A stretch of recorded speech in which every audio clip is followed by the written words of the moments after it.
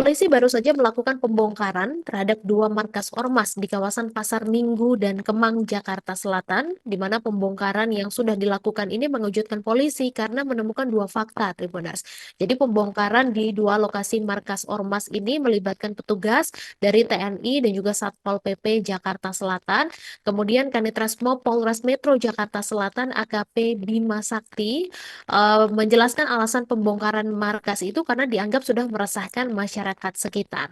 Jadi markas tersebut didirikan di sebelah minimarket dan ternyata sering digunakan sebagai tempat untuk mengonsumsi minuman keras. Kemudian juga petugas gabungan ini merobohkan markas yang berada di Mampang Perapatan di mana markas ormas itu dibongkar karena menyalahi aturan berdiri di atas trotoar. Selain itu juga ditemukan barang berupa atribut serta barang peninggalan lainnya milik anggota ormas.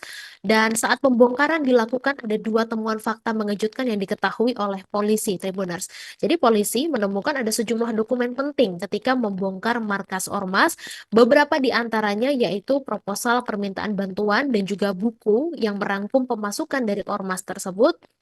Kemudian juga polisi ini menemukan dokumen berupa surat kuasa untuk penagihan hutang dan sejumlah amplop berstempel ormas. Dan temuan lain yang tidak kalah penting adalah polisi juga menemukan senjata berbahaya di markas ormas tersebut, Tribuners.